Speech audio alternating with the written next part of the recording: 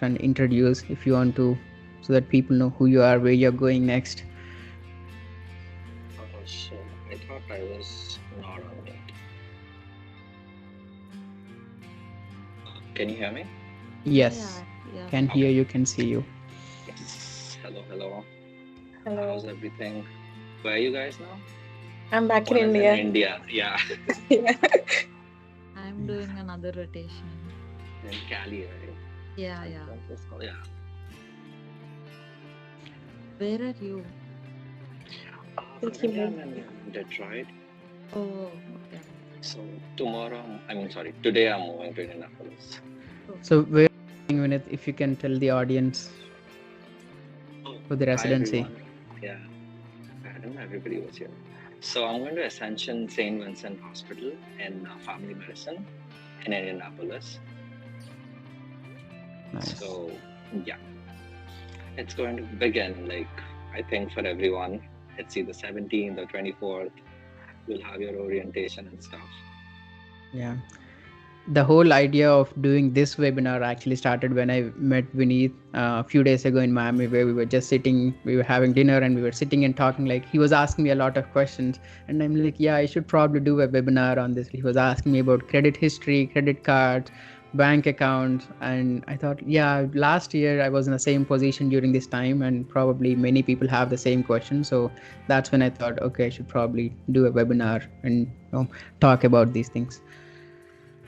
Okay, so I see a couple of people here, and I think we'll start now. As I mentioned again, I'm Dr. Pasya. I am one of the neurology residents here at KU Medical Center, Kansas City. I am an IMG myself from India, graduated last year, and currently a PGY1, going to be a PGY2 starting this July. And like I mentioned again, feel free to unmute yourself. This is all, nothing official, nothing, professional. We can all be more interactive and talk to each other. So the plan for today would be, we're starting at 8:30. We'll do like a 30 to 40 minutes of the presentation. And at the end of the presentation, if you have any more questions, we would be happy to answer those questions. I'm gonna make one last change.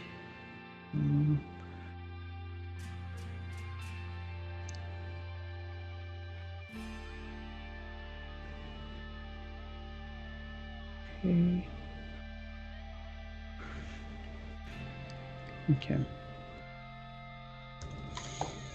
All right, so I'm gonna start presenting. Share my screen. And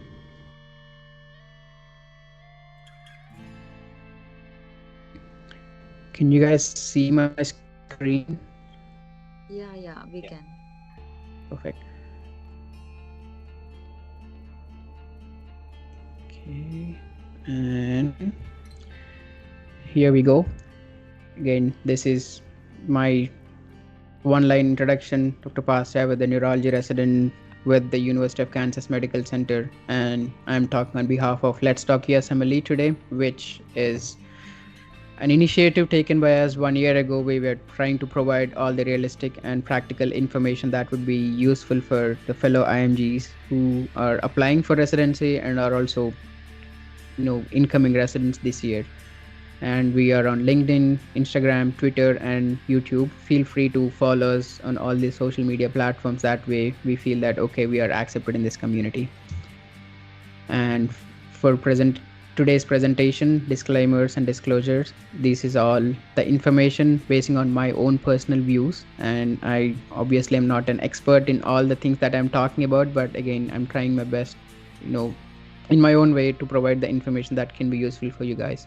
And I don't have any financial disclosures to make today. So coming to table of contents, what are we going to talk about today? These are the topics I wanted to touch base on, starting from accommodation.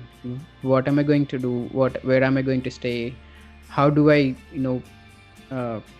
look for accommodation? What are the things I need to know before signing up or leasing an apartment? Things like that. And commute. How do I get to hospital every day? Okay, good. You've matched, you've booked your tickets to wherever you're going, and you arrived in the particular city and you already signed a lease agreement, but you do not know how to get to the hospital, and you wouldn't realize how important that is until your first day of orientation or your first day of residency, and you want to get to the hospital but you do not know how. Obviously it's an easy answer, you can always Uber, but I would say depending on how far you're staying from your hospital, it can get very costly if you try to Uber or use Lyft on an everyday basis. So what other options you can use, at least in the first few months when you don't have a car and you don't have any license? That's what I want to talk in the commute section. And mobile and carrier, obviously being here in US, you would need a carrier service, or which is a SIM card, another term for SIM card, and getting a mobile phone if you don't already have one, and what are the things you should know before doing that, and applying for social security, which I think you already did some research, and I just want to touch base on that. And driver's license, what are the things you should know? And it's very different, it varies very different from state to state, but I would like to touch base on that and provide my 2 cents on applying for driver's license, what it would look like, just to remove all the apprehension that you might have before applying. And the finances, which is again my favorite topic, because I know that moving to a whole different country, even back in India, most people, at least most medical students, won't concentrate on finances, things you should know, like checking accounts, banking, personal relations with the banks, and applying for loans, credit cards, credit report, all these things. So I wanted to touch base on that as well. And insurance is a big thing here in US. Everything is related to insurance, starting from your house, your car, your health, your all the insurances you can get. You can also get your insurance for the electronics that you buy, the shoes you buy. So a lot of things that you should know about insurance. If not everything, you should at least have the good health insurance, and the house rental insurance is a compulsory if you're leasing an apartment. Then the other thing is the car insurance that you should have if you own a car. And yeah, those are the main important insurance that you should have. And GME benefits, so most people do not realize the importance of GME. I know people mention about it, but GME office, or people who are working in GME at your hospital or at your university, are the most important people for you as an IMG, because if you run into any trouble, be it visa, be it finances, or be it any kind of help that you want outside hospital, in the hospital, GME is going to be your number one point of contact for any information or any help. So if I would recommend making good friends with the GMA people and being in good terms with the GMA people, and they are always looking forward to helping all the residents, take good care of the residents, provide all the benefits. So even the IMGs with our visa issues, it's again another whole new thing to deal with. So talk to GME, make good friends. But I also wanted to talk about what are the benefits you would get as part of GME, and yeah, I would talk about that. And vacation planning, you as an IMG would need to plan your vacation early on. I think you people have residents usually get their scheduling requests sometime 2 months before starting their residency in July. So I think you have already got your residency schedules planned out or requested for, but there are a couple of things that you should consider before scheduling your vacations. And even if you have already scheduled your vacation, you can always ask your chiefs or your residency coordinator to make some adjustments so that you would be making good use of your vacation. And also other things like scrubs and shoes and jackets and white coats and winter clothing and all that stuff. So these are the main topics that I want to talk about, and these are the things you should concentrate right from you being here in US and before starting your residency. That makes your life easier. And coming to our first topic, your accommodation. So okay, you've matched into residency March 17th or March 15th. You knew that you matched into residency, But after that, you keep getting all this information from your GME program, asking you to sign the couple of things, like you'd sign like a 30 to 40 to 100 papers every, all through your orientation or onboarding. And at some point you need to think about, where do I stay? And that's when it gets tricky, because we've never been to that city, because all these interviews these days have been virtual interviews. So we haven't been to that city before. We don't know many people. We might probably know one or two people, but that is also hit or miss. So we don't know many people, but we want to get a good house, safe house, with all the amenities that you can get in the price range, with your bare minimum resident salary. So how do I go about it? First things first, you need to think about getting a good home for your next 3 to 4 years, depending on how long your residency is going to be. And your first point of contact is again going to be the GMA people, because they always are in contact with all the residents and fellows. And whenever a person is leaving the residency for their fellowships, or moving out for different reasons, they would always be in touch with the GMA people to let them know that, okay, these people are moving out, they can use that, transfer the lease to incoming residents. And the people are always looking forward to, because once you end the lease, you might have to pay extra money to break that lease if you are ending your lease before the lease agreement. So always try to talk to your GME about what options does residents usually choose, where do they stay, what are the places that are available nearby to the hospital. That way you don't have to take out your cars, and you can just walk into the hospital if that's something you want to do. So couple of things that you should consider before signing the lease, if you haven't already, is safe area. So try to be in the safe area. Doesn't matter how far you are from the hospital. I know a couple of hospitals where they are not at all safe, and you see a lot of crime in that area. You see a lot of homeless people, where it gets shady for you to walk around during evenings and nights. And especially us being residents and IMGs being on our own for the first time in US, and with our long work hours, going early in the morning, coming late in the night, I would definitely recommend being in a safe area is very, very important for us as an IMGs. And how do we know which areas are safe? Again, it depends on which city you're going into. It might be the safest city, it might be the most shady city, but again, there are a couple of pockets in the city that you need to avoid completely, where you don't want to go or stay. But there are always good areas in the city where you can stay. How do you know that? Always talk to your GME, talk to your seniors, talk to your medicine chiefs or IM chiefs, who can always help you figure out which areas are good for you to start looking for apartments. Once you figure out which areas are safe, and then you need to figure out, okay, how far is that area from the hospital? Drive to the hospital, because in the first few months you wouldn't have any car, you wouldn't have someone who can drive you to the hospital. So if you're doing Uber or public transport, or train, car, metro, subway, whatever, it's going to be tough if you're staying very far away. Once you have a car, it's fine. You can be in the hospital anywhere between 10 to 30 minutes, depending on if you're within the city or in a suburban. But at least in the first few months, I would recommend staying close to the hospital. That way you don't have to deal with paying a lot for the transportation. And okay, you've decided on the area, you've decided on the restrictions, how far you want to be from the hospital, and you've chose like 2 to 3 apartments. How do you go about which one to choose in those apartments? Obviously, being here in US, if you're going to some northeastern place or midwest area like myself, snow is a huge thing you need to take into account, and covered parking is a huge bonus and an important thing for you to take into account, because as I've shown you here in the pictures, this is what it is going to look like in your winters. So if you don't have covered parking, if you just have off-street parking or open parking, you have to deal with this every morning.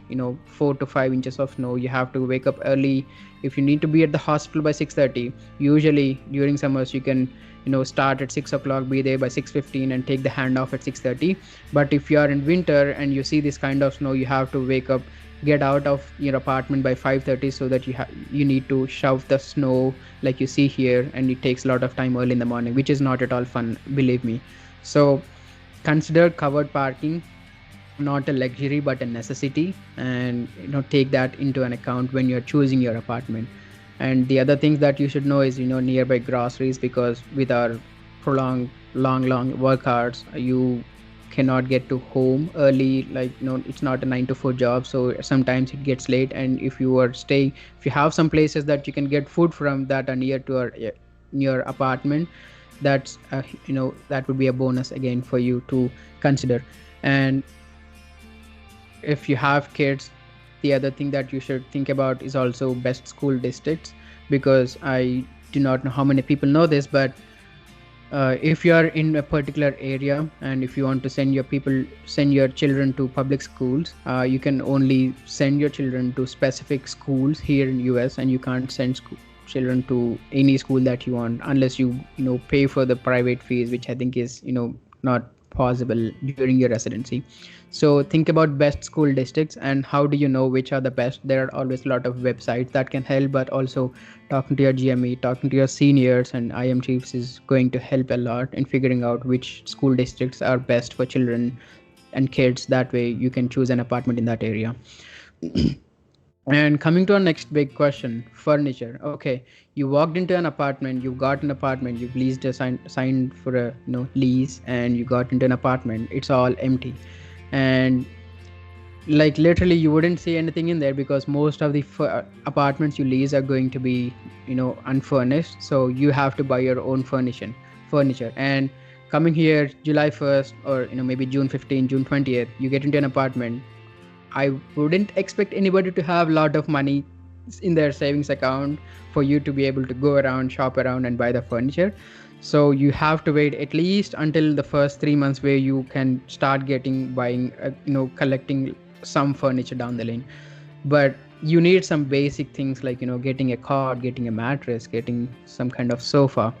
How do you go about it? If you have some savings in your account, or if you're lending some money from your family who can help you in this transition,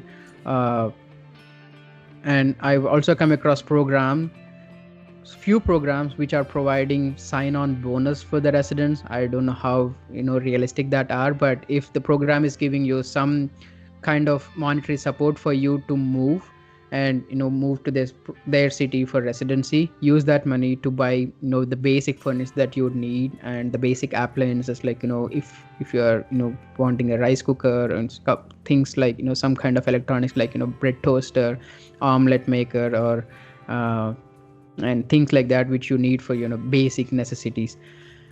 And how do you buy them? Obviously you can buy them all new. Just walk into IKEA and you can get all, or local furniture mart, and you can use your credit card, use your card to buy all new things. But realistically, you wouldn't have that kind of money. At least you get your salary in the first month, at the end of your first month, or at end of your first 2 weeks if you're paying bi-weekly. So the other option for you would be marketplace.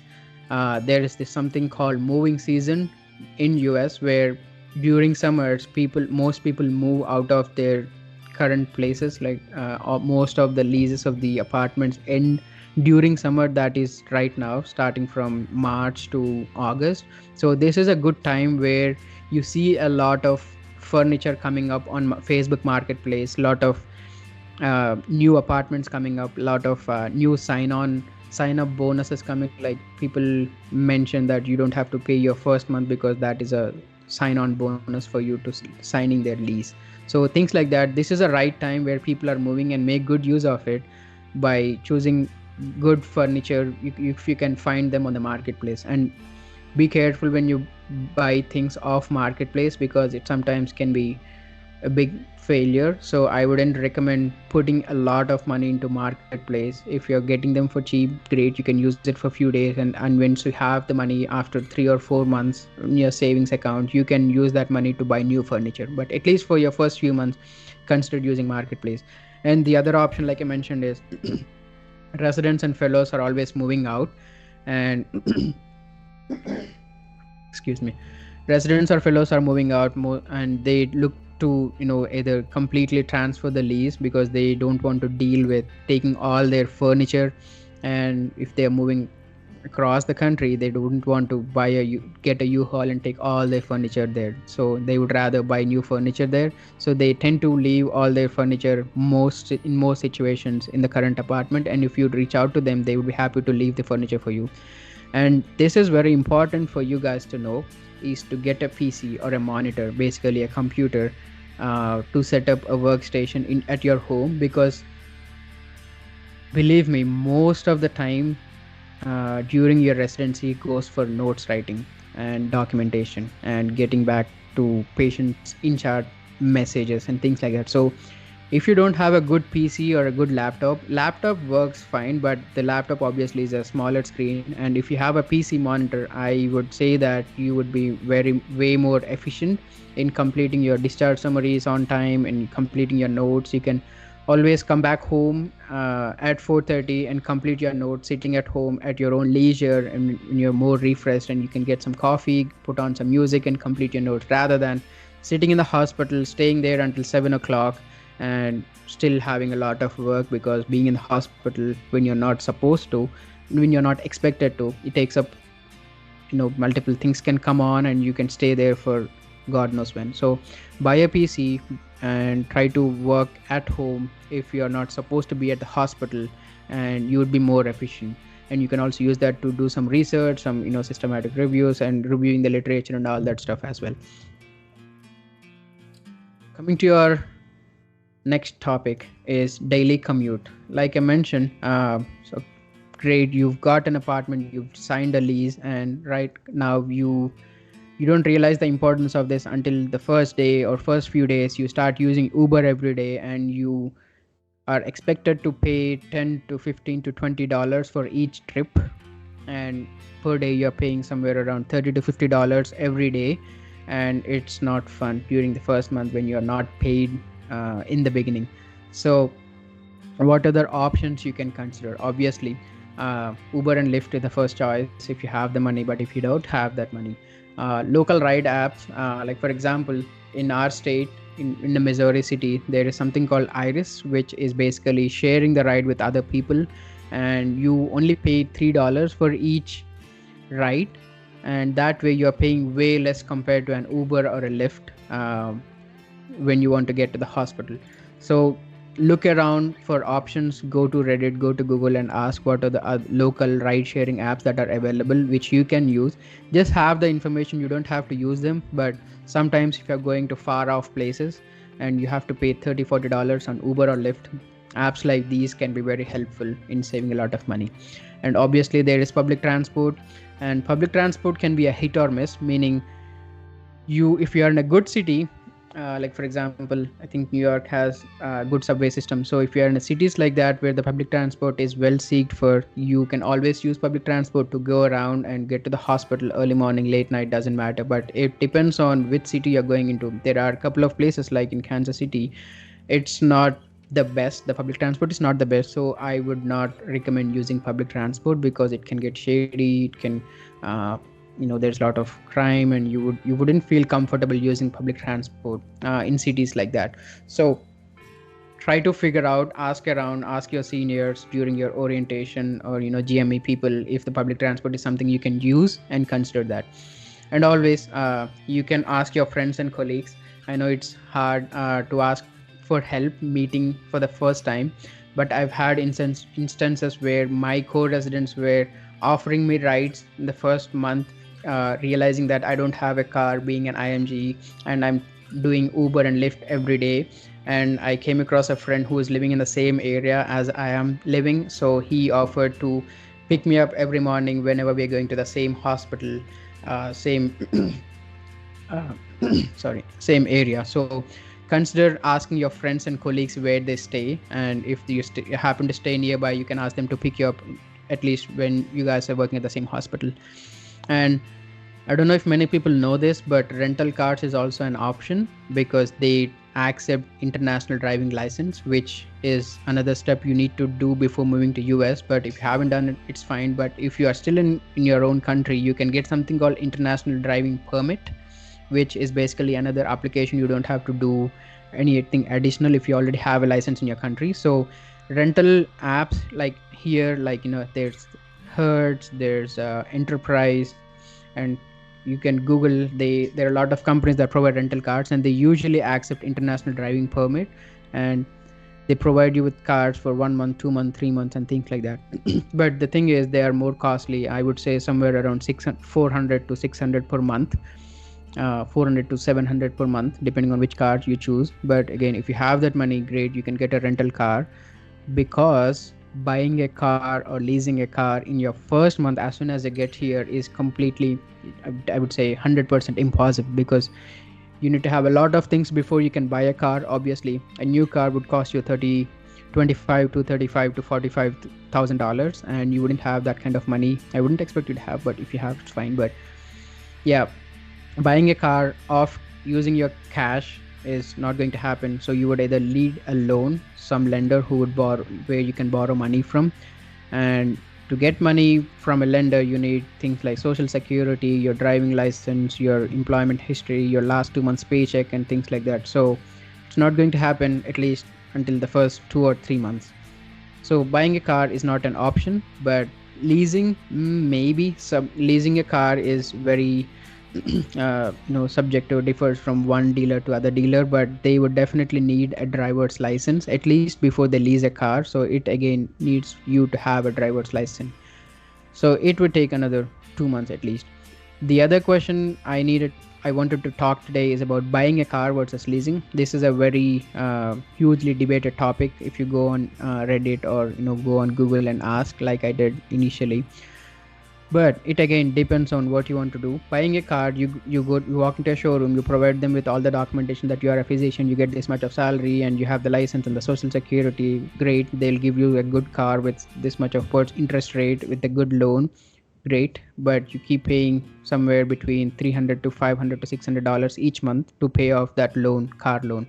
Leasing a car is usually around the same price range, but talking about monthly payments.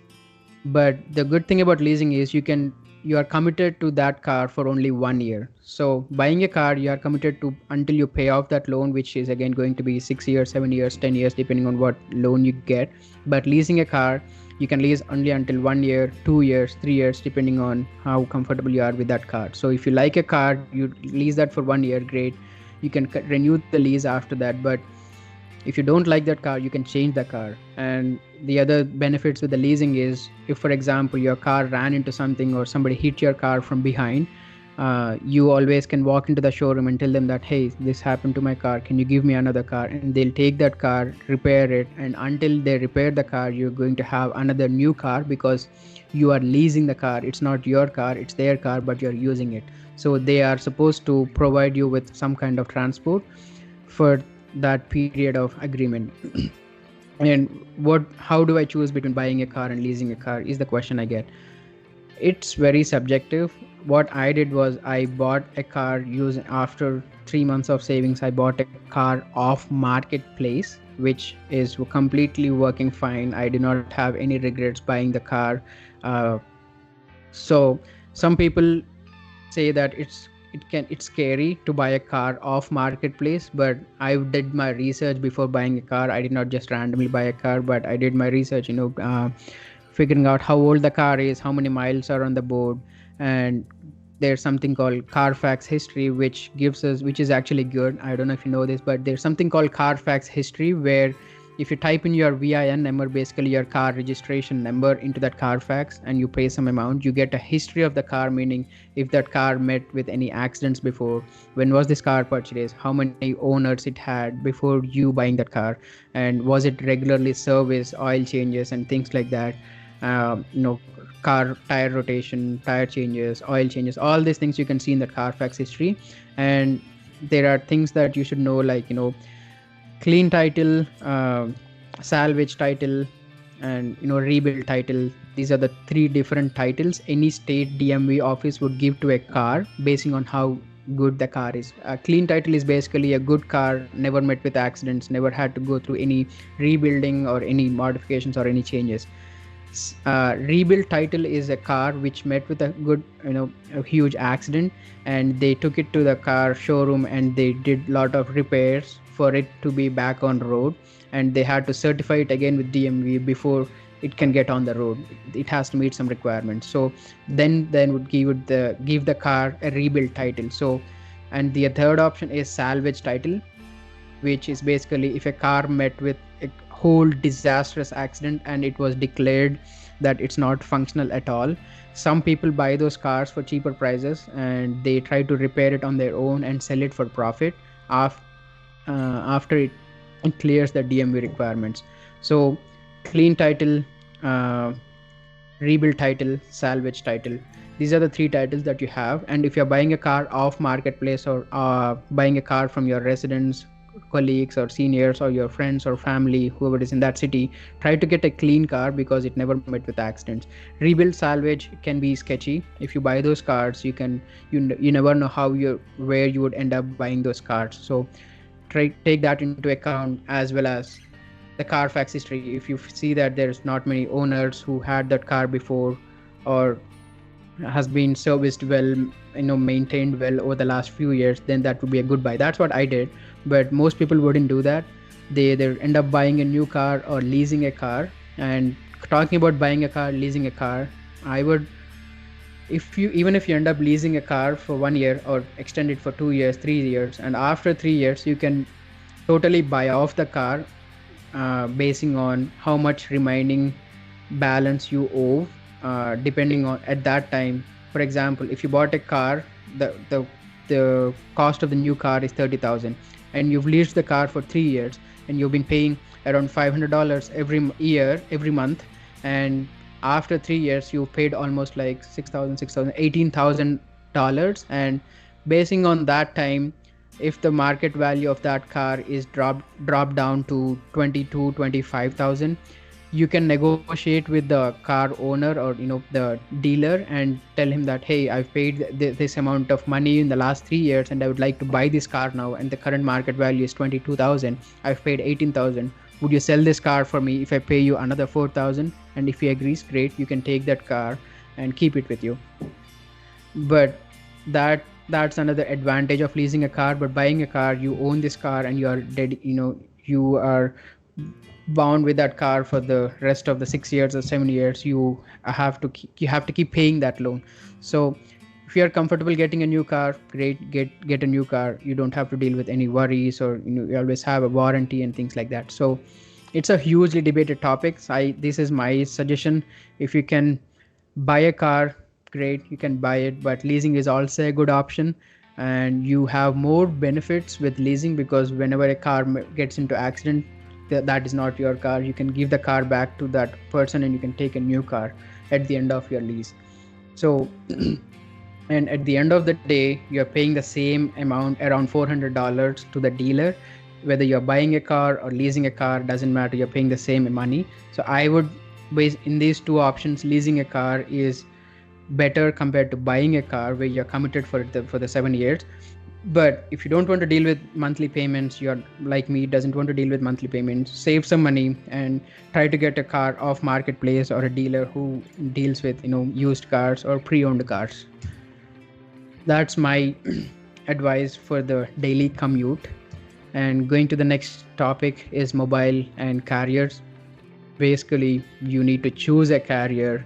If you are going to be here in US, you need to be dedicated to one good carrier, because most of these carriers work like that. For example, if you are buying a phone, you either can buy a phone off Amazon paying the $1,200, $1,000, $700 right away. But the other thing you can do is, if you walk into an AT&T showroom and ask them, hey, do you have any current offers for me to buy a new phone, they would give you something like 2 year. They would ask for 2 year commitment to stay with the same carrier, and keep paying just the monthly phone bill plus additional a small amount, and they would write off the whole cost of the phone for you, giving you some numbers. Like, for example, if you're buying a $700, $800 phone off market, off Amazon, you have to pay that for $800 along with your monthly payments of $20, $30, $40, depending on which plan you choose.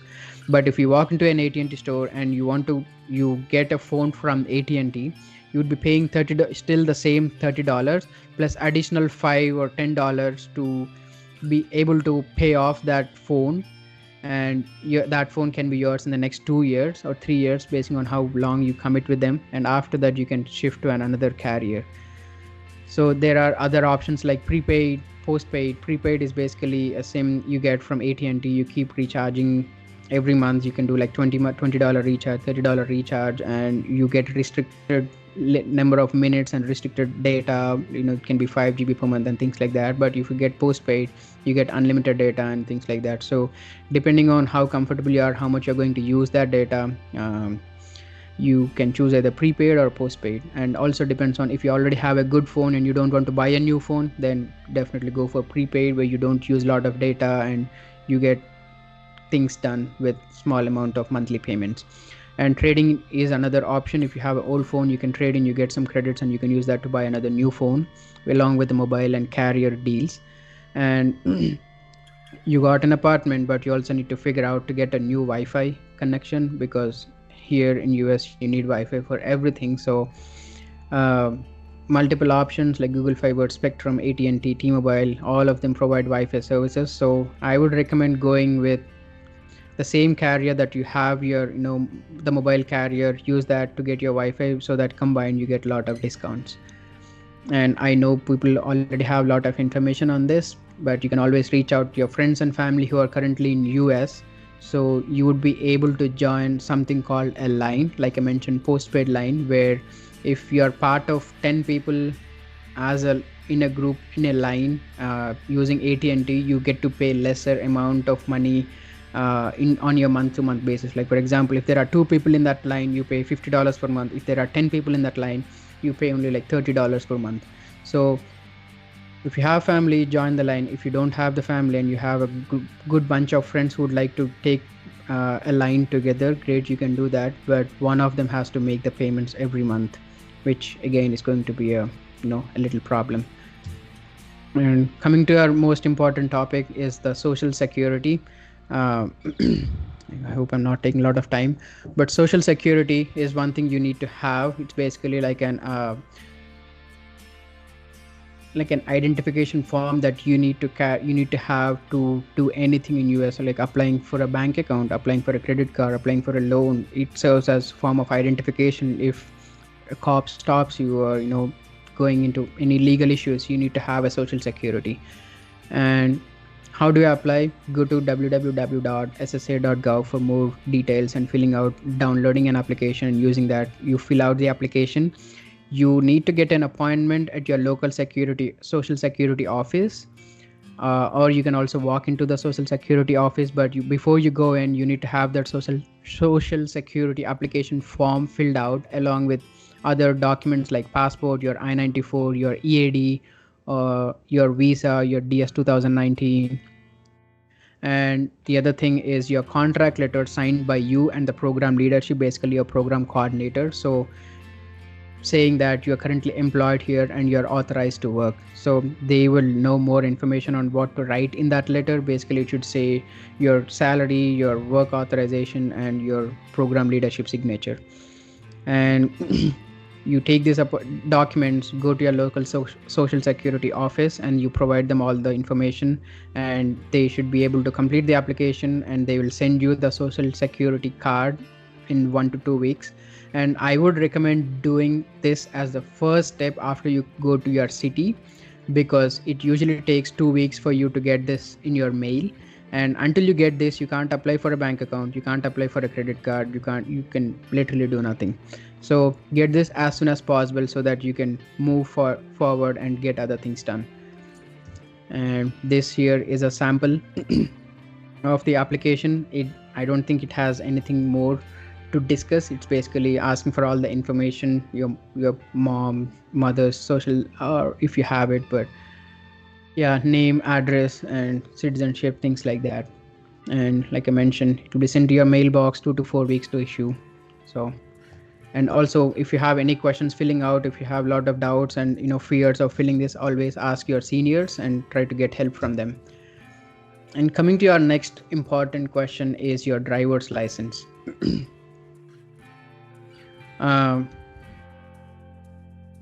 And I also forgot to mention one thing. So once you apply for the social security, you can request for just the number. Like here it is mentioned as 00000, but you'll have a specific number assigned to you, and you can request for that number, and you can use that number even though you don't have a physical card. You can use that number to start applying for things. But it is also very subjective. I haven't had that experience, and it depends on which office you go to and which state you are in. So you can try that to get the number and use that to start the next steps, like applying for banks and credit cards and things like that. And coming to our driver's license, this is very varied. There's no unified answer for how to go about applying for driver's license, but I would say in general, what you have to do is you have to go through a written test, prove that you know all the signs and all the rules that you should before getting onto the road, and prove that, take the written test, and then after that you do a practice driving for 1 month or 2 weeks, and when you're comfortable, take the road driving test along when an officer is sitting next to you, and he or she will assess how your driving skills, how you're turning around, how you're yielding to passengers, yielding to other cars and things like that. And basing on that, they'll give you a score, and if the score is above a particular value, you get your driver's license. So most of the Americans do their driver's test at the age of 16, 17, 15. So when you go there, it's very weird that you are 25, 30 and you are applying for driver's license, but it's okay. And so what are the steps required for the driver's license? You ask around which is the good DMV, which is also important because you might have 2 or 3 DMV offices in your city, but depending on which DMV office, driver motor vehicle accident or office you get into, they can determine if you can get your license or not, because some DMV offices are strict and some DMV are lenient about their rules and not very stringent, that we get your license easily. So what are the documents you need? Proof of identity, proof of residence, meaning your current lease agreement, and your power bill if you already have it, or your bank statement which states that this is the address of this this person, and social security card or its copy, or photocopy of the social security, a Xerox copy, and the fee for the test, which I think it's not going to be a lot of money. And I've come across few states where they don't have to take the driver's test if you already have an international driver's permit, or have a driving experience in other countries. You just take the written test and you can basically get your license right away. And I've also come across some other states where you can work with a broker who teaches you how to drive for 3 sessions, and after 3 sessions he can directly give you the license, making it official that you are eligible to drive on the road without any supervision. So at least for Missouri state, there are a couple of things I came across which I wanted to talk. The written test is an in-person computer-based MCQs, and there is a vision test and there's a road sign test. So to know all the road signs, you always have to get your guide, the driver's guide, which is available from the DMV of your state. So if you go to dmv.missouri or dmv.kansas or dmv.Tennessee, you come across their driver's guide, and you can use that, read that for 1 or 2 days before you go to that exam. Some people can read it for 1 week, and you go to that exam, you finish that in-person computer-based test, and after that they do some vision tests, and that should be it. But the second part is where I had some trouble, because to get the driving test done, you need to have a car of your own, which I think most people wouldn't have at that time. So you either need a person who already has a car and an active driver's license to be in your car seated when the officer comes to test you driving in that car, if that makes sense. So basically you need a person who's already having a car and who has an active driving license. So this is where it gets tricky, because you are working almost like 6 days in a week, Monday to Saturday. But if you happen to have a day off during your week, maybe Tuesday or Thursday, you should also have another person who also need to have a day off and would be willing to help and give you his car, be confident in you and give you his car, so that you can take that car and that person to the DMV office, show the officer that okay, this is the person who is helping me learn driving, and now I want to test, in front of you. So the officer will come by and sit next to you and ask you a couple of questions to, like, show you how to turn on the indicator and how to turn left, what are the things you need to do before turning left and things like that. So basically you need to have a good friend who can be more confident and lend you a car. That's it. So try to make good friends and ask around from the beginning if you don't have anybody who is ready to help in that aspect. But if you in your state, if you don't need to do a driving test, great, you don't have to worry about anything of this. And and again, for at least for Missouri state, there are 3 attempts, and if you have failed after 3 attempts, you have to go through a driver's education course, which is basically paying your $500 to a driver educator for him to teach you lessons, like 3 or 4 classes, and then after that only you'd be able to apply for driver's license and do this test again, which I don't think would be the issue here. And yep, you've passed your exam, the written test and driving test, and you would get your driver's license in your mail in the next 15 to 20 to 30 days, and usually you get it for a restricted time, basically for the next 3 or 4 years, and after which you have to again renew your license, and some states require you to drive again, but most of the states wouldn't require you to drive again, but you just have to prove them that you exist in US and you are still alive. So that's about driver's license. Coming to finances. Okay, this is very important topic. Most people coming to US have no experience, at least from my knowledge, that don't have much experience dealing with their own finances, because we don't earn until now, and we move to US, you have to deal with everything starting from scratch, being here in US. So first things first, what is the most important thing that you should have before starting residency is a checking account, which is basically an account where your salary can be credited, and it can take anywhere between 5 to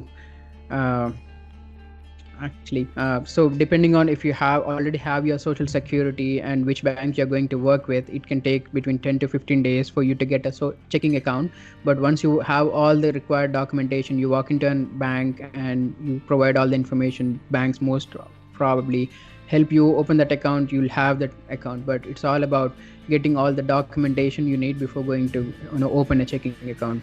And us being IMGs, we don't have any social security, we don't have any personal banking experience or history here in US. So why would any bank give you a checking account is a question. So you need to provide them with all the information, like you're employed here, you've had a lot of you're a physician, you have this much of salary, and this is a proof of your identity, basically a passport or your social security is all the document that you need before opening a checking account. But what is a checking account? How is it different from savings account?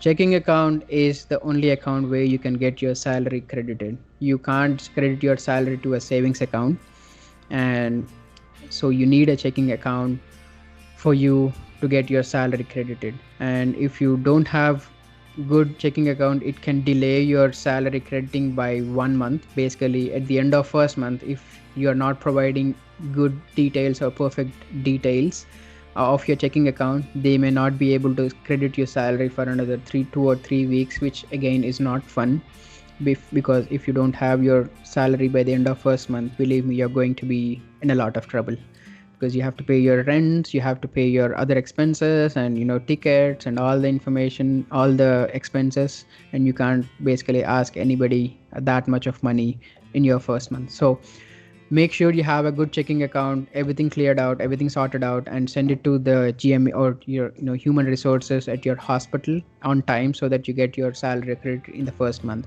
And how is that different from savings account? Savings account has higher interest rate, something like 6%, 5%, 6% of interest rate, where basically you save $1,000 in your account and you can earn 6% interest on those money that you have in your savings account, but being a resident, I honestly doubt that we are going to save a lot. So but if you happen to save it, keep it in your savings account and not checking account, because checking account have like 0.01% interest rate, which is not at all going to yield you anything. And savings, it's always good option to save some money for future expenses, like tickets or your board exams and things like that. So always try to make a habit and set aside some amount to save and keep that in savings account. I usually do like 20%, try to save 20% in my savings account for my every paycheck, which is bi-weekly. But again, if I need it for some other reasons, I would use that money like buying unexpected tickets or things like that. Okay. That's checking what is savings. And credit card, this is a whole new topic, a whole different topic. Credit cards, you obviously need all the documents like I mentioned before, but you also need something called credit history, which we have zero credit history being here in US, because we didn't have any kind of credit cards or loans or social security before we move here. So we are starting from zero, and most of the banks are not going to give you a credit card if you don't have social, or if you don't have credit history. So how most people mention that build your credit score in the first 6 months so that you'd be able to apply for good credit cards after 6 months. So basically, what is a good credit card? A good credit card is one which gives you percentage of cashback, like 3%, 6%, and 2% of cashback for every transaction you make. I did not put the details here, but you can shop around and figure out which credit card is good for you. There are some credit cards which offer like 1.5% cashback on every purchase that you make. Like for example, if you happen to put $100 transaction, you'll get $1.5 back in your account. But there are other credit cards which offer 6% cashback, 5% cashback on particular categories, meaning gas or shopping or Amazon or Apple, for example. So if you are a person who shops a lot on Amazon, if you want to get that, great, get a credit card that offers more cashback on Amazon. That way you'll have more returns for whatever purchases you are making. And if you are a person like me who stays right next to Costco and if you're using a lot of Costco for daily purchases, I would recommend getting one of their credit cards, where you can save a lot if you keep using their credit card, so that whenever you make a purchase $100 and they have 3% cashback, you get back 0.3 3% of whatever you purchased back into your account. And so like I mentioned, most banks wouldn't be happy to offer you a credit card without you having a lot of credit history, but there are a couple of lenders who can give you a credit card. The most notable for beginners are Discovery credit cards, which have lenient rules, and they can give you a credit card without you having a lot of credit history. And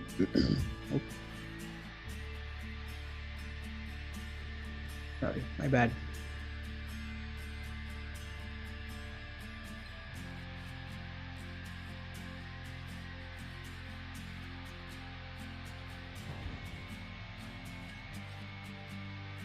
Okay, so we're back, and try to get a credit card from whichever bank you already have a checking account. That way they know that all your details, like you're a physician, you have this much of salary, you're newcomer here in US. They understand that you don't have credit history, but they know that you're getting this much of salary credited in their bank, in their checking account. So they would be more than happy to give you a credit card, if that makes sense. And obviously the other things that you should know about is your loans. So if you want to buy a car, you definitely need a loan, because you can't buy off cash if you're buying a new car, 35,000. So you need a lender who would be able to give you a loan. And for that, you definitely need your credit history to be a good number, meaning 720 plus, which 700 is fine. But once you start using the Discovery or the BOFA credit card, the Bank of America credit cards, which are easy on you and give you a credit card with small amount of limit, like $500 limit every month, $1,000 limit every month, and you keep using that for 6 months. By the end of January, you have good credit history, paying off the credit card payments on time, and by the end of your payment cycle. So that way you maintain good credit score 720 plus, and that's when you get good interest rates when you're going to apply loans, like car loans, auto loans, mortgage loans, or even personal loans, for instance. So it's a huge topic to deal with or talk about here, but I would recommend start looking up things online and start educating yourself about finances here in US, because nobody's going to come and teach us. And I know it's very new for us, but it's always good to have all the information, talk to friends, talk to seniors, and whoever family is here, and learn from them, like what is credit score, how to build them, what are the things you should know. And like I mentioned, the golden rule for building a good credit score is try to use the credit card as much as possible in the first 6 months, but also try to clear off the monthly payments before the monthly statement arrives, so that you show the bank, you show the credit monitoring bureaus that okay, he has this much of credit, but he's making sure that he's paying on time. That way you get good credit scores. And you can use Residency Financial Advisor available at your hospital to talk more about how to deal with these finances, being a new person. And I also wanted to mention that even though we don't have good credit history, if you want to buy a car, there are a couple of how do I call them, the car dealers, who would be willing to work with you and provide you a car, because they obviously at the end of the day want to sell a car. So they know that you are a physician, they know that you're going to make a lot of money. So even though they know that you don't have good credit history, they are willing to work with you and give you a car or a loan for decent interest rate, I would say. So try to talk to dealers and get those auto loans, even though you don't have good credit history, but that wouldn't be possible for your credit cards. This is a sample expenses I got from Instagram, one of the Instagram accounts, Karina Grulon MD, and it basically shows you what an usual salary looks like. The residency salary is going to be somewhere around $4,000 to $4,200 for a J1 visa holder, but it's going to be different for H1 visa holder, where they have to pay a lot of taxes like myself. So residency salary, even though it shows up as 5,000, 60,000 annually, obviously after taxes and all other expenses, all other cuttings, I would say you get like $4,000. And of the $4,000, this is very subjective. The rent, you can choose a luxury apartment, get $2,300, but you can also go for a cheaper apartment and get like $1,000, $1,500, and try to save more money. And electricity, water bill, internet, renters insurance, the rental insurance, the home insurance is all going to be around the same expenses. And the phone bill, like I mentioned, it can be $80, it can be $40, it can be $100, depending on if you're buying a new phone or if you're part of a line, if you're doing prepaid plans and things like that. So this is also very variable.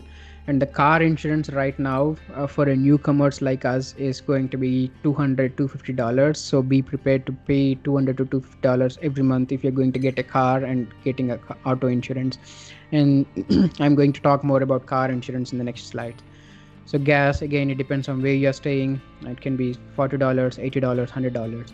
And the other expenses, the daily living expenses is your groceries, $150 to $200, your subscriptions, which again is something we can't escape these days. Netflix, nobody can survive without Netflix and Amazon and Spotify, so that is something you have to pay. And the groceries, $300, dining out. And yeah, I think this is a good number. It's going to be around the same expenses for everybody, but it can also vary. The health insurance expenses is something which we wouldn't expect, but this is the health insurance copay and medications. You already pay some amount here from your $5,000 to get your health insurance.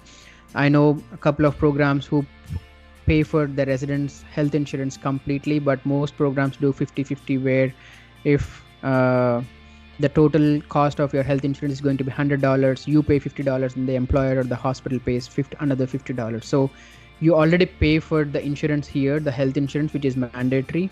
But here, this is talking about your co-pays and medications, which again is also going to change depending on how healthy you are and how frequently you're visiting your doctors, your dentist, and things like that. And gym membership, subjective, it can change. Disability insurance is something is very new to people. Think about that as some guarantee or some, how do I say it? So basically, looking at it, you've struggled all your 25 to 30 years of your life trying to become a doctor, and great, you are a resident physician now, and you're earning decent amount of money, and in the next 3 to 4 years or 6 years, you're going to make those magic 6 figures, and you're going to earn a lot more compared to an average American salary. But suddenly one day you're walking on the steps outside, and you fell and you broke your back, or you broke your vertebrae, and you're paralyzed for the rest of your life. Things can happen. I'm not saying that these things happen for everybody, but these can happen. So you, after that, you're not going to work, you're not able to work, you're not able to walk around, and obviously not able to practice your medicine, what you've known, the only thing that you've developed, the skills that you developed over the last 30 years. So you can't walk, can't work, or can't go around and just stay at home and expect things to get better. But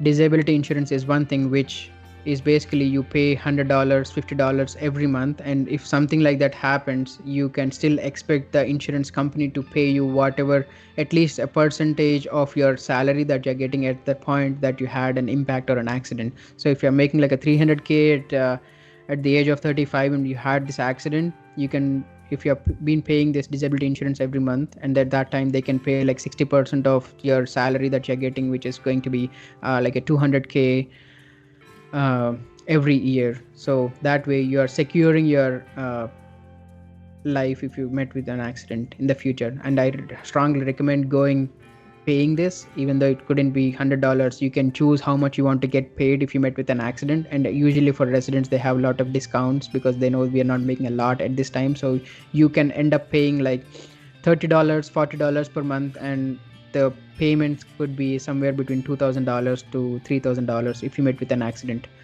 And student loans, I think most of the IMGs wouldn't have to deal with this, but this is something you need to take into account as well if you have this. So your total expenses basing on all this could be somewhere around $4,000. And she's like that resident was talking, if the resident salary is around $4,081. So you probably end up saving $100 basing on these expenses. But like I mentioned, you can do your math, do your calculations, and save more if you plan well accordingly. And coming to the next topic is the insurance. Your health insurance, FSA, HRA, HSA, these are the terms that we are dealing for the first time. And it's, even now I have a lot of difficulty understanding these terms or how these things work, because I never ended up using any of these, HSA for buying anything. But all I understood was there are two types of health insurance. One is the high deductible plan, the other one is PPO plan. The high deductible plans are plans where you have a lot of deductible basing on or from step 1, step 2 knowledge, where you have to pay some amount of money out of your pocket before your insurance starts kicking in. So I have this slide from my Missouri or Kansas State health insurance website, where Plan A and Plan CJ, and these are the two kinds. The Plan A is a PPO plan. Basically, you pay per encounter, but the Plan CJN are basically the high deductible plans, where they have deductible somewhere around, I think it was around $2,700 deductible before the insurance starts kicking in.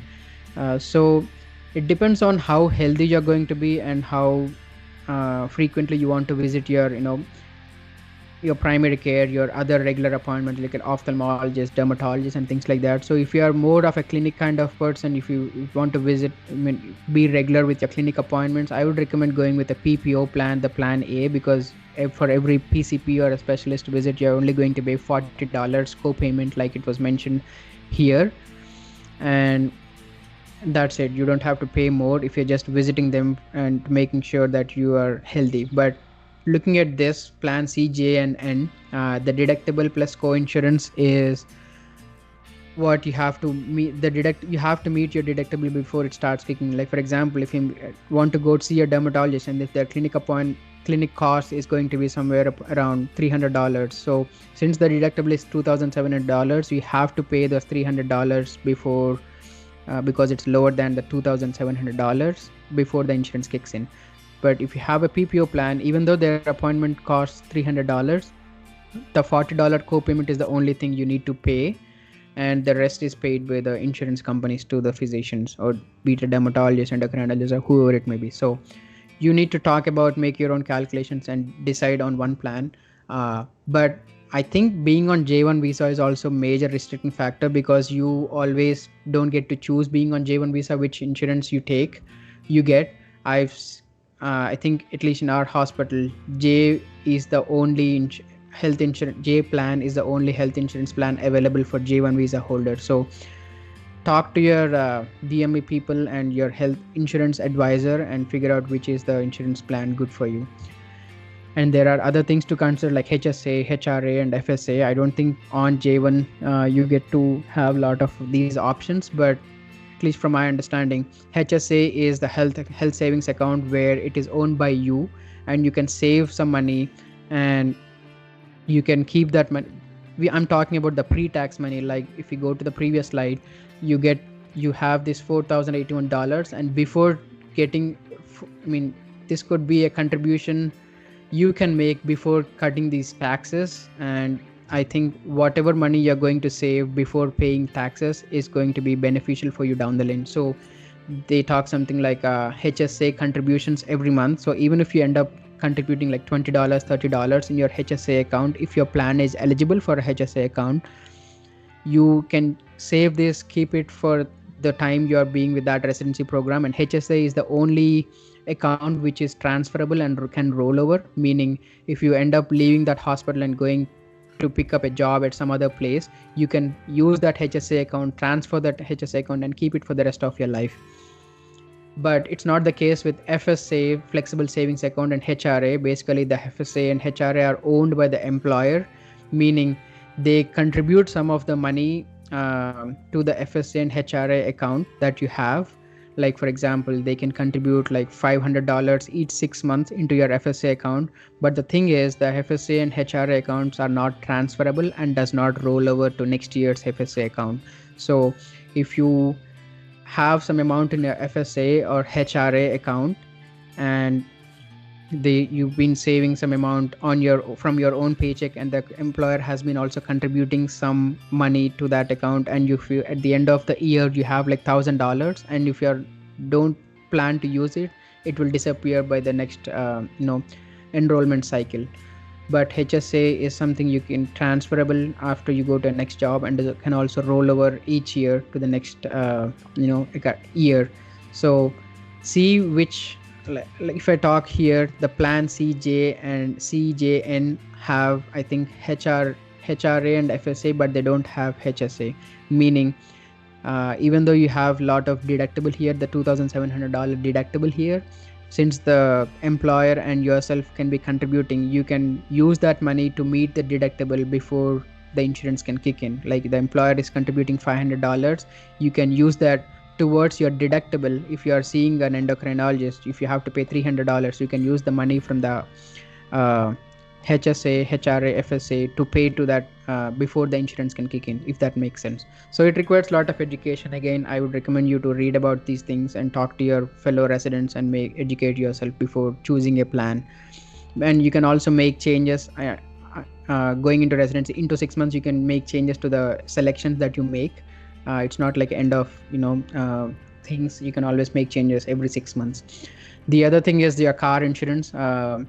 like I mentioned, these days it's been around $200 to $300, and it's okay if you end up paying $200 to $250 in the first 6 months. But if you have good, it's going to be that high because we don't have a lot of driving history here, and the insurance companies wouldn't want to insure someone who doesn't have a lot of history here in US. So you end up paying $200 for first 6 months or first 1 year, and after that you can shop around and choose another insurance provider if they have cheaper options, like 100, 150. But I would say 150 is the usual range that you end up paying anyway. These are the options like Progressive, Geico, and Farmers Insurance, and also the local insurance that you have. And house insurance, the other one, like I mentioned here, renters insurance. Basically, when you rent, you have to provide the landlord with some kind of house insurance, and the same companies can provide that, and it's going to be somewhere around $20 to $30. And my favorite topic is about GME funds, like where and how you can use your GME funds. So basically, every program, they have some money dedicated towards each resident. Like in our program, we have $1,000 each month, $1,000 each year, that we can use for things like Usmle step 3, and we can also use them to buy an iPad or an iPhone, buy an iPad or a phone which can be used in the hospital for educational purposes. If you prove that you're using that for educational purposes, they can reimburse, the GME can reimburse the funds. And you can also use that to buy a stethoscope, an ophthalmoscope. I recently bought an ophthalmoscope like worth $800, and the GME was generous enough in reimbursing me for the ophthalmoscope. And and people end up, if they have a lot of money, if you have already done with your step 3 and you don't know how to use your GME funds in the first 1 year, and if you're not planning to attend any conferences in the first year, you can use that money to buy some fancy stethoscope, like the 3M Littman stethoscope, or the Bluetooth version of it, where you can use that to record it in the phone. I've seen people doing that. And you can also use that to buy the basic necessities like scrubs and jackets and shoes. My GME program, they are generous in reimbursing me for the scrubs I bought. And you just have to save your bills, whatever you buy, and see if the GME can reimburse you for that. It can be scrubs, it can jackets, it can be some shoes that you buy, the costly shoes.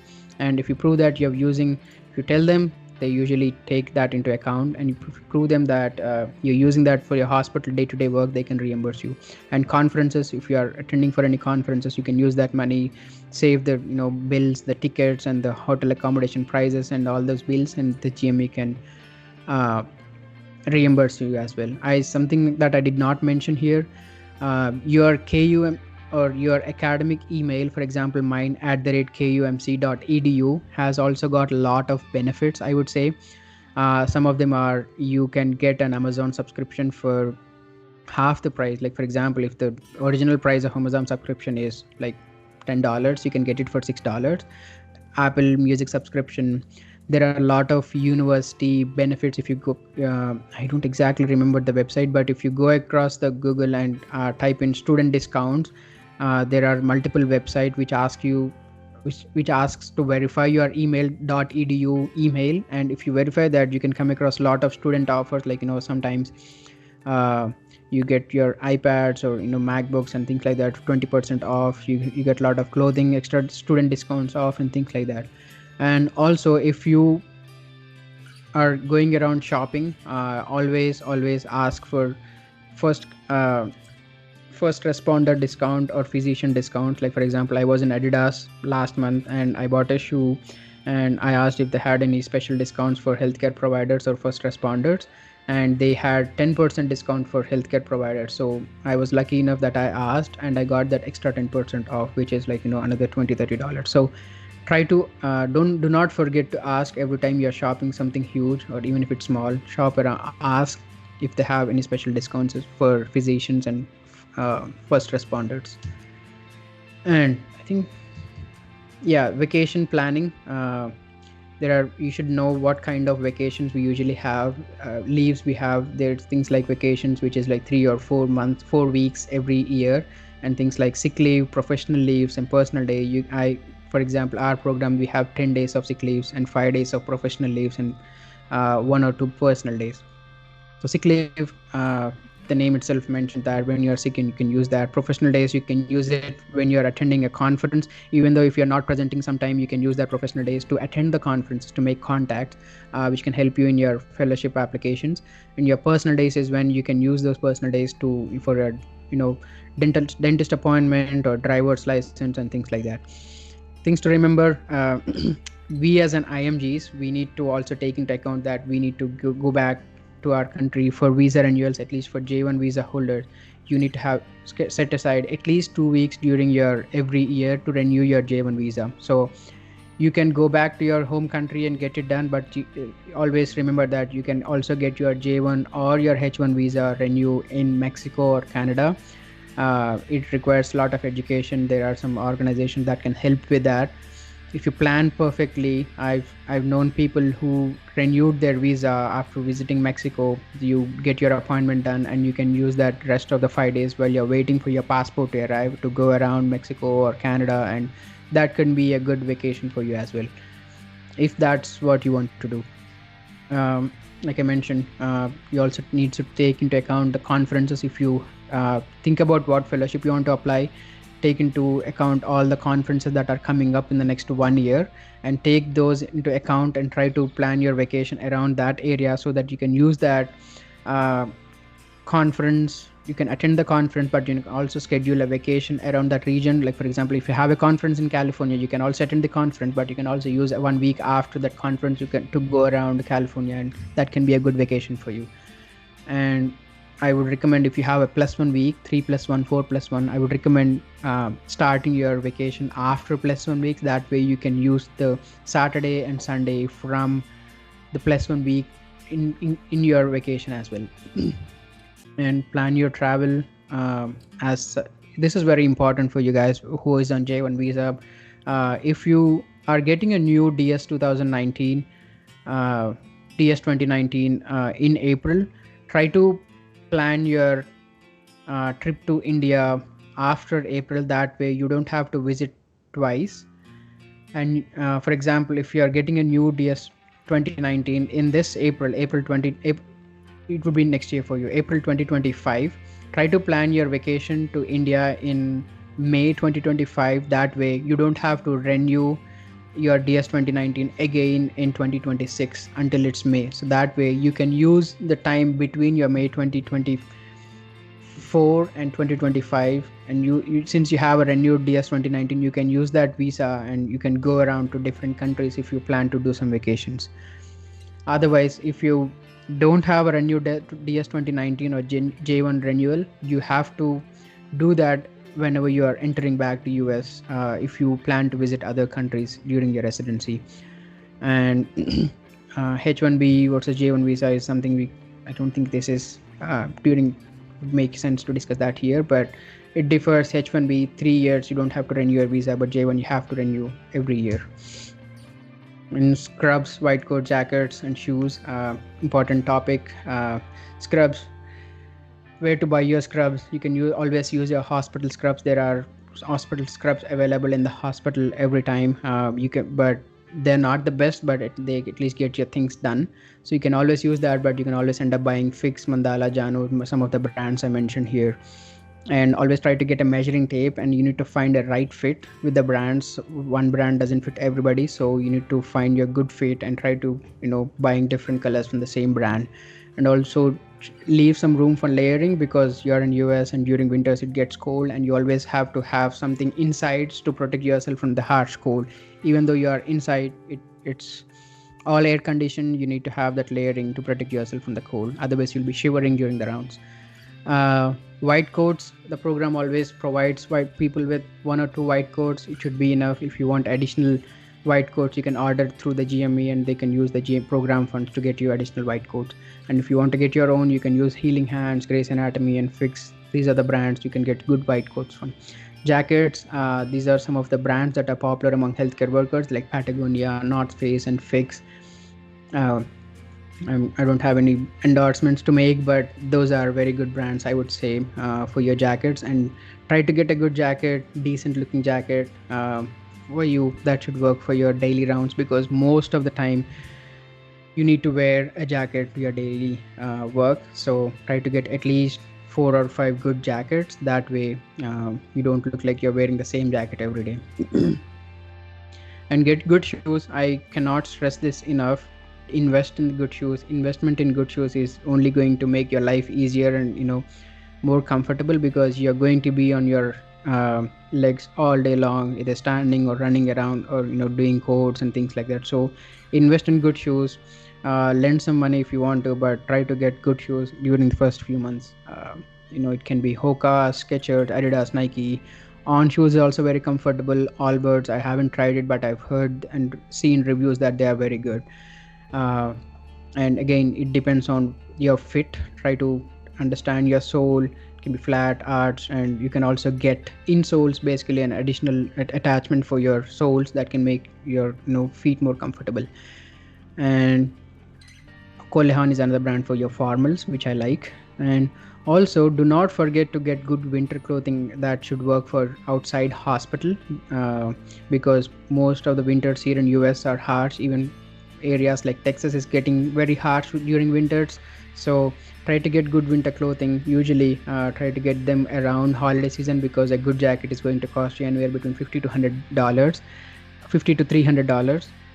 And try to get them at the outlet stores if you have the money, but the cheaper ones like Burlington, TJ Maxx, and Ross are the few outlet stores you can use as well to get your jackets. And during your holiday season like July 4th, Memorial Day, Thanksgiving in November, Black Friday, Christmas deals, or Amazon Prime Day is the things you need to look out for. If you're planning to buy something, make a list of things and look out for these days, because they have huge discounts here in US. And coming to my end of today's webinar or presentation, here are some few tips to survive during your intern year. So residency can be very demanding and exhausting and experimenting, meaning you have to figure out things on your own, and it demands a lot of your time in your day-to-day life. You have to get to work by 6:30 in the morning, and you keep working there until 5:30, 7:30, and 9:30 sometimes, because even though I'm supposed to be there only until 5:30 in the first few days, I ended up staying there until 9:30 every day, because God knows who, I could not write good notes, and I was learning a lot. Like I mentioned, steep learning curve. It's okay, you'll take some time, but try to figure out things on your own. Get help from your seniors. Ask around how to present, how to be a good clinician, how to be a good resident, how to find things in the MAR. Always ask your co-resident. They would be more than happy to help you. They understand that you are an IMG and you're not well versed with the electronic medical record system. Just let them know and they'll be happy to help you. So that is the reason I would recommend keep your friends and family close. Otherwise you have to deal with a lot of mental stressors, and it's not going to help you in any way, and you might end up in a bad situation if you don't have good friends and good family and good support from them. And ask for help. Like I mentioned, people are always ready to help, not just the co-residents, but also your chiefs, your attendings, and your program director, your program coordinators. Just let them know that you need some help, be it in the hospital or outside hospital, and they're always ready to help, realizing that you are new in the area, in the hospital. And like I mentioned, figure out what you would eat on an everyday, day-to-day basis. Do you want to cook? Do you want to arrange some meal delivery service? Do you want to stay with your family who is nearby so that you don't have to worry about food? Do you want to live with another person? That way you can share your daily work, labor. So things like that, figure out in the first 6 months.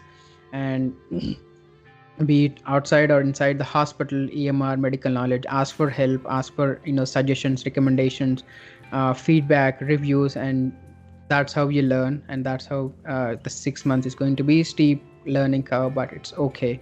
You will come out in flying colors after 6 months or after 1 year, but try to be persistent. Showing up is half done, meaning there would be some days where early in the morning you wouldn't want to get out of bed, you just want to lay in the bed, you don't want to go to work. But during those days, just show up to the work, and when you see your colleagues, when you see your you're attending your the hospital, the patients, you just be occupied and you wouldn't think about anything. So show up, and showing up is half done, I would say. And stay healthy during your residency. It's always you can be easily carried away during your residency in the busy work hours, and You forget about your physical health, you forget about your appointments, you forget that you are in a lot of stress, you're dealing with a lot of burnout, and you don't realize it until it gets hitting you harder and harder and you end up in a bad situation. So try to be active with your friends and colleagues and see if you need some help, be it mental health or physical health. Try to get help early on so that you get all the support and you don't end up in a bad situation. And obviously, to be able to stay active and stay mentally fit, develop a hobby or two, otherwise you'd get bored of yourself. So can be indoor hobby, outdoor hobby, doesn't matter, but develop a hobby. That way you keep yourself busy or occupied outside the hospital. That's something that you love doing. And always have your aims and goals. Remember why you started in the first place, how you ended up being a doctor. You've gone through a lot to be you've done all your exams, you've gone through a lot during your medical school, you even during your Usmle preparation, and realize that you've gone through a lot to be a resident physician, and be grateful that you are currently a resident physician. But also have a good plan what you want to do for the rest of your life. If you want to do fellowship, great, that's a good start. But if you also don't want to do a fellowship, that is also fine. You come across a lot of hospitalist primary care physicians, I think is in a lot of demand these days. And it shouldn't be like a peer pressure that everybody is doing a fellowship, I should be doing a fellowship. It shouldn't be that way. Figure out what you want, think through what you want to do for the rest of your life, and make it firm decision and stick to it. And it's going to be okay at the end of the life. And at the end of the day, you will make good money, you'll have a good family, you'll have a good life. But don't stress out on small things. It's about living your life to the fullest and enjoying your day to day, rather than stressing out about everything that comes across in your day to day life. Those are my final tips to survive the intern year. And here is my our Instagram account, the handle Let's Talk USMLE. We are on LinkedIn, Twitter, Instagram, and YouTube. If you like the content that we made efforts to and talk to today, just give it a like and share among your friends and family. That way we keep doing what we are doing these days. And I think I'll stop it here. I know I've took up a lot of time, but if you have more questions, I would be happy to answer. And I think I have a couple of questions. Sorry, did we have any questions before just going through this? Feel free to unmute yourself and ask the questions. That way it's more interactive. It's nothing official or professional. I know you have to deal with a lot of official professional things from now, but this is completely friendly discussion. So feel free to ask questions. I have this first question, I'll go step by step. Is this marketplace on Facebook? Yes, Facebook Marketplace. Would we have EMR access on our personal devices? Yes, which is a good question, because you pre-chart every day in the morning, but once you start seeing patients, you don't get to sit at a computer and look through other results. But I have this app called Epic on my phone, which can give you not all the information, but at least most of the information. Like you can actually alert yourself for the results. Like for example, if you ordered a blood culture for a patient on admission 2 days ago and it's not reported this morning, but you know that after 2 days it's going to report. But so if you want to look smart during the rounds, you can go to Epic and you can alert that result. Like for example, whenever it is resulted, it will give you a notification on your phone saying that okay, the results came back. So that way whenever it shows up, you can be quick in your rounds and tell that, oh, the results came back, the cultures are negative, so probably de-escalate the antibiotics and things like that. So yes, you can use that app and try to alert those results to yourself. It varies the hospital's policies. Yeah. Okay. And can you show the slide just before vacation planning? Sure.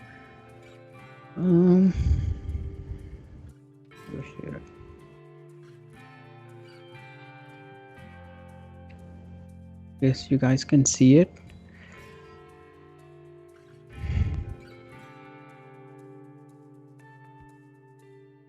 So this is the vacation planning, and this is the GME funds. Uh, was there a question that you wanted to ask? Is there a way to share the PowerPoint for Yeah. everyone to access it? I think I can place it on the one of the Instagram links. That way they can access it after we end the session for today. Special snow tires. Good question. So these are the things we don't really know what we need to buy, but it depends on which place you're going to and how frequently people are getting snow tires. At least here in Kansas City, Midwest, we know that we get a lot of snow. I would say medium level of snow. We get 6 to 7 inches of snow. They told me I've gone across few car dealers. I've asked them, like, do I need to get snow tires in particular? They told me that they usually don't need to get the snow tires, but if you end up going to places like Minnesota or Detroit, Michigan, you definitely need to get some snow tires because you are going to come across a lot of snow. So answer to that question, it depends on which place you're going to. Try to go around and ask people. They would be happy to answer your questions, like would we definitely need snow tires or would a regular tire work during the winters in that particular city. Oh, I think actually, audience don't have mic access.